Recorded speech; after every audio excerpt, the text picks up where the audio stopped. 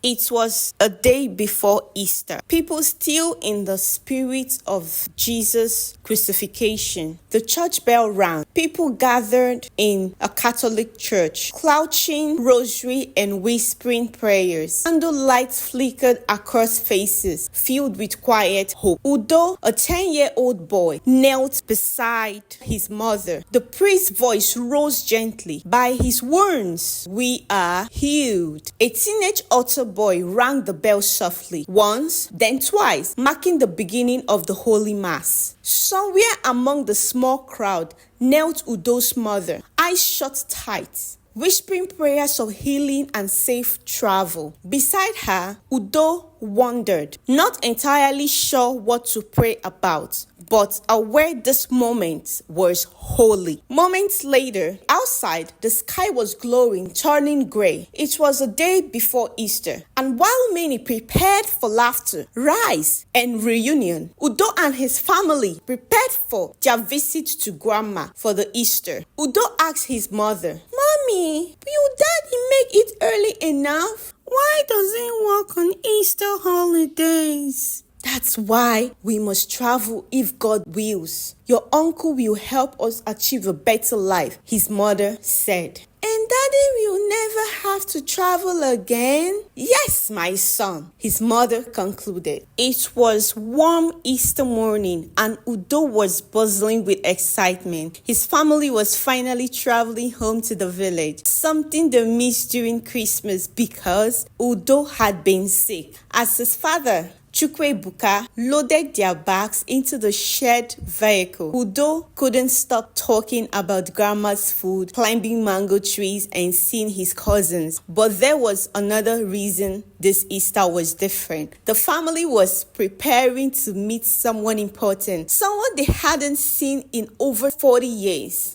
Along the highway, somewhere between the city and the village, their bus slowed down. A strange sight met them. A family sitting on the roadside, weary, confused, and clearly stranded. Bags lay scattered, children cried. Adults sat slumped in defeat. The passengers shifted nervously. Udo stared through the window, watching a small girl cry into her mother's chest. "Papa!" Udo whispered. "What will they do now?" His father sighed. "God will help them." "But how?" Udo pressed. "Will he come down from heaven himself to help them?" His word landed like a rock. Mr. Chukwu turned away, silent. Then he looked out the back window at the shrinking figure on the roadside, and something touched him. "We must go back," he said to himself. Suddenly, "Driver, stop the bus!" "What?" Passengers protested. "What if it's a trap?"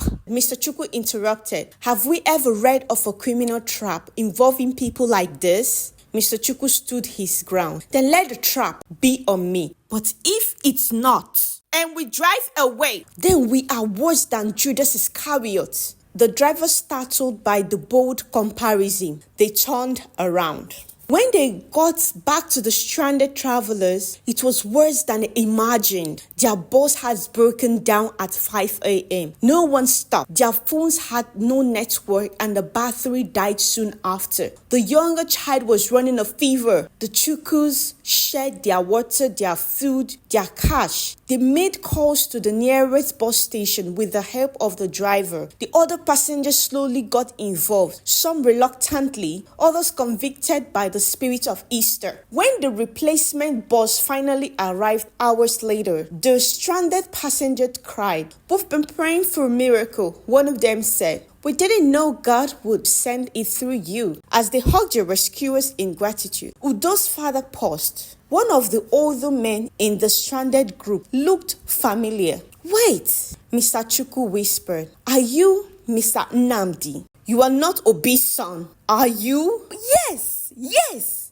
Chukwuemeka Obi, that is me. The stranded man burst into tears. "I am Nnamdi, your uncle, your father's younger brother." A silence fell. "But you left for the UK at 17. Chukwuemeka stammered. I know I stayed abroad," the man replied, his voice thick. with emotion. I married, I raised children, but I've always wanted to come home, especially now. I want my children to know where they come from. I want to be buried in the land that raised me. Mixed race teens, still shaken from the road ordeal. This is home, and you belong here, Mr. Chukwu said to the mixed race teenagers. Kedo, they replied. Yeah, we're good. The second kid says, nice meeting you, uncle. They all got into the new bus and drove away. Mr. Nnamdi opened a brown leather case. Inside was a sealed family land agreement signed by elders before he left the country. I brought this. It's time to share the land. I came home to make peace. Chukwebuka could barely speak. We've been waiting for you. I've tried to sell lands to better my life and that of my family, but all to no avail. I am so happy you are back. Me too, Uncle Nnamdi added. The village square was alive with drums and colors as the Chukwus arrived. News has gone round that Uncle Nnamdi had returned. Elders dressed in flowering wrappers masquerade danced through the compound. Women sang old praises songs. Children lined up with palm fronds and baskets of kola nuts. Grandma made all the arrangements. Grandma exited the house as she stepped into the compound. She looked frail but radiant. Came out slowly. When she saw Nnamdi, she collapsed into his arms. I never thought I would see your face again. The Lord of Easter has done it. Ah, you found your nephew Chukwu. Uncle Nnamdi corrected. Chukwu found me, and I owe him my life.